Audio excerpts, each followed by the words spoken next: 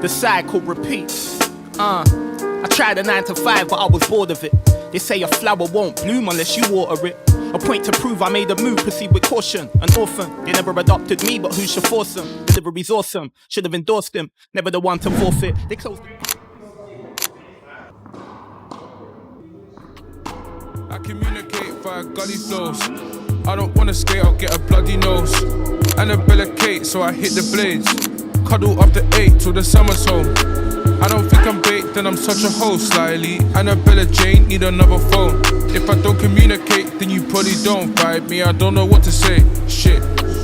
Your mum is... Brief introduction into those that haven't met me before. I'm Kofi, I'm a tech entrepreneur. What that means is I love everything tech, and any business that I'm going to set up is going to have something to do with tech, whether that's online, whether that's something groundbreaking, something that already exists I'm improving. Currently, my main business is a web hosting company. I launched this business back in 2019, and when I launched the business, I had recently just finished uni, and I got into web development, I got into digital marketing, SEO, all those kind of things. I was pretty much just super interested in anything to do with website. But then I thought to myself, do you know what? I love websites. Why don't I create a product that helps people get online? Like, that's literally what I love. I love helping people get online. First of all, I did research into how to build a web hosting company. Then I found out you had to get servers and whatnot. And you know, servers are bloody expensive. Like, they're not as cheap as I thought they would be. Like, a normal server was telling me anything between 10 to 20K, and some high performance servers go anything up to, you know, 50K, 60K, depending on the kind of specs that you want. I went away and did some research, and then can you imagine, at my workplace I met this guy who became my business partner, and he was actually an expert at web hosting. Funny enough, he knows how to set up servers, he understands web hosting. The only thing that he's not really good at is the business side of things. And well, I wouldn't say I was the best at the business side of things, but I had a good understanding of marketing and business and those kind of things. I actually studied business briefly at university before I switched over to computer science, so I have a good understanding, and I read a lot. And you know, like, I was obsessed with these business moguls like the Bill Gates and the Steve Jobs and whatnot. I thought, you know, I had a good understanding, so offered him a way in, and I said, look, let's work together. You handle all the technicals, the server side of things, and train me on that too, and I'll handle the business side of things. So not long after, we registered the business online, and then we sought to purchase our first server. I think at the time we paid around £22,000 for a server, and after we got that server, we had to find a data center to put that server in. If you know about data centers, there's not many around. The nearest one we found was in just outside London, but it's pretty much London, but it's just a tad outside London. We went there and we set up the server from scratch, and I had no idea how complicated it is. Because once you load up the server, you get a black screen, and on that black screen, all you have is, you know, command lines, they're called, and you have to pretty much code your way into building something more visual so that you can set up the server. I'm not going to get into the specifics of that now, but it's not easy. So once we got the server all set up, we went away and we built a website. We then decided to do some marketing. We wanted to add domain names to our services as well, which was really important because, you know, most people, like, we realized quickly that our customers are people that are new to web hosting. Like, we're not going to be able to compete with the big guys in the industry yet. We'll get there, but not yet. So we started offering domain names, professional email services for users that hadn't done that before. And then we just started stacking up the web server with all of that. After some time, obviously, the vision for the business wasn't aligned with that of my business partners. So I've now bought up my business partner, and, you know, in the first 2 years, we cracked 6 figures. It was very easy to crack 6 figures. If you have the right marketing technique, which we did, and our web hosting was actually significantly faster than our competitors because we had brand new servers. It worked, and we scaled up to 6 figures. So our next order of business was to get to 7 figures, but that's been the hardest thing ever. Like, getting to 6 figures is a different ball game to getting to 7 figures. The plan is to scale the business to 7 figures within the next 12 months. I'm going to take you lot along on the journey with me. I'm going to go get a trim because I can't really enter Paris like this. Yeah. Riding through the city till the tank's empty. Origami full of shine in a worldie's Fendi. I could've parked it off, but my ball's hefty. I need jacket with the specs, man, I'm too blendy. Boy, them on the scoop, they'd love to arrest me. If I see him, it gets dashed quickly. I drive to Pitsy and the Niff gets left back in the city. It's like Benjamin Mendy. Jake's on the knees trying to assemble the debris with the gloves and a frenzy, but they couldn't pin it on me cause it's gone with the wind. I'm feeling shameful when I pray because it's wrong that I've sinned. Your aura popped and now it's grey, it's looking somber and dim, raw. So I didn't get a chance to document what we did last night. We got to Paris around, I think it was around 8:45 yesterday. We went straight to the hotel, dropped all of our stuff, and then we went off to Soho House, had a really good dinner there. Then we went back home and got ready for this morning. And this morning we just got up, had a bit of a lunch, and now we're headed over to the Paris data center, which is 40 minutes away, longer than we expected. Yes, it's the first time we've been to Paris in a couple of years. And as soon as we've landed, it's just been raining constantly, so it's not been great. But we're on our way to the data center now, and hopefully, we'll have something good to show you. But the reason why I'm taking you with me to the data center is because I want you to see the behind the scenes, because it's easy for you to see the website, the servers, and the revenue that we're making. But this is the part of the job where we have to go to the data centers and have a look at all these different spaces and locations and compare all the prices to make sure that, first of all, we're keeping the pricing low, but we're still keeping the quality really high for the customers. So I'm gonna go there and then, show you all of that. Is it wrong for me to be scared or worried about what the future holds? In all honesty, I wouldn't know. I just can't help but analyse shit. Feeling I'm against the odds like a William Hill, that's what I'm fighting. But I believe you make your own luck in life. As long as you know what you seek to find or trying to achieve by first sowing a seed. Envision the very mountain that you're trying to climb.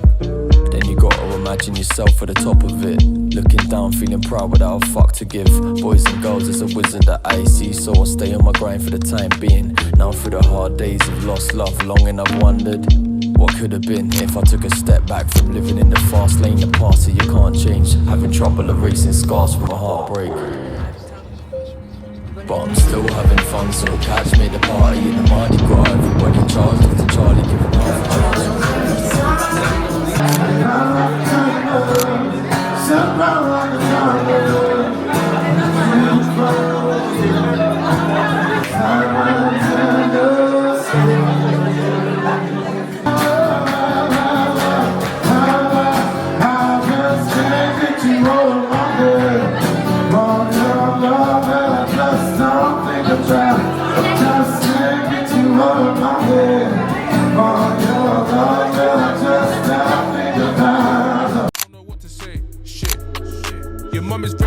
but I know she don't like me, she said it with her face. Thinks she only smoke when I blaze. Now your brother was to fight me, he's tryna give chase. You could have been my 700 days, but I put myself first like I'm tryna win a game. And I can think of several other days when I made you wanna bite me. And not because of states of arousal. Visions of us rolling like the video we're bound to. With a backdrop, that's a hat, so All the same, with all that paper about it, it was just as well she didn't smoke. So it's safe to say the Paris trip was a huge success. Now, what it showed me on this trip was that there's definitely room to expand the business into the French market. There's a place where we can store our servers that are reliable, safe, and gives us remote access as well. Their customer service is absolutely amazing. We need something like that because we're based in the UK. So our core market at the moment is the UK. Then we've got a secondary market, which is the US. And then now we're looking for a third market to enter. But I'm not entirely sure what to do in terms of what market to head for next, which is why I went to France to have a look. Now, this is the difficult part of being a business owner because I now have to decide what the next move is. But it's really difficult because the next move will determine whether we make that 7 figures. And it is so hard. I've done some reading today.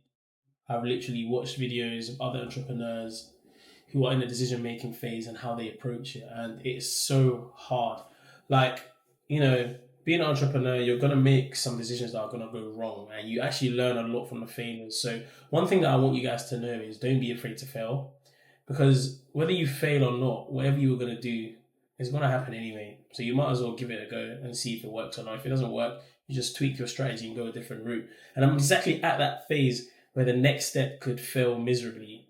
But then the flip side is it could go really, really well. And then our business, grows and we hit the target that we're trying to hit much faster.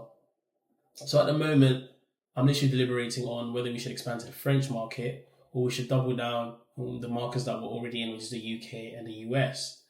And then part of me is also using the red and blue ocean strategy to figure out if there's any territories where a lot of our competitors aren't, where we can go in and dominate from the jump. So there's so much going on through my mind, and the only way for me to make the right decision is to literally take a step back, review everything, and then make a call. When you're the founder of the business, you have to make a call. You have to stick to that call, see how it goes, and then tweak your strategy. So I'm at that stage now, and I'm not gonna lie, it's so difficult to know what to do next. And I'm just lucky that I've got great entrepreneurs around me, and I've got a good mentor who I look up to, who helps you kind of decide on things. This is the part of entrepreneurship I also love, because Like, yeah, it's fun. Like, making a decision like this and it works out, it's like, wow, I'm just excited. But if it doesn't work, it's still kind of fun because you're like, oof, okay, tried that, didn't work, let me pivot. So if you're out there and you're a business owner, or you're aspiring to be a business owner, entrepreneur, just know that it's not going to be easy. But you've got to love the game. You've got to love it. Like, I have friends who love this kind of thing. And even me, you need that kind of delusion to know that, you know, whatever decision you make or whatever path you make will always bang. It will always work. Like with me, I've been told I'm mad deluded. And the thing is, I'm not deluded in a negative way. I'm deluded in a positive way because I believe I can make things happen. And you have to believe in yourself that you can make things happen too. Like, no one's going to do it for you. You have to literally believe that, you know, you're the best at what you do. Whatever move you make, you have to be an optimist and give it your all. You have to believe that you're going to make it work. And in the event where it doesn't work, you just tweak your strategy. So failing doesn't hit as hard. Do you know what I mean? Because you're so focused on making it work, when something fails, you don't even see it as a failure. You just see it as a lesson learned. And then you tweak your strategy. So you might even do a full circle, but because you don't really see failure as failure, you see it as a lesson learned, you end up going to the other decision that you should have made, and you don't even feel like you failed. So it's one of those nights where I'm literally just trying to figure out the next move, and running ads over the past few weeks has even shown me what users are really interested in. And a great entrepreneur that I follow on social media said that sometimes you need to go back to the basics and double down on what users signed up to you for in the first place. Like, you know, sometimes you get really excited and you start to offer things that aren't even part of your services. Like, you get excited, like, oh, let me offer SEO, let me offer advertising, let me offer this and that. No, we're a web hosting company. People join us because our web hosting is number one, fast, it's reliable, it's secure. So why don't I double down on those things and bring in more customers in the current territory that I'm in? Or even send out an email offering a discount on our higher package. So you can just double your revenue or add like 20 to 30% to your revenue by convincing existing customers just to pay you more. So I'm at that stage where I'm just trying to figure these things out. And yeah, it means late nights of research, decision making. And, you know, I love it. I absolutely love it. If you don't love this stuff, you can't do it, man. You have to love it. So that's where I'm at. So let's see how this goes. But going to Paris really did open my eyes. So I'm going to literally make that decision. In the next video, I'm really going to show you like what we've been working on in terms of ads and what we've learned from the ad spend. We spent a lot of money on ads. And some has been a waste of money. And for some, we've learned a lot. So I'm really going to dive into that.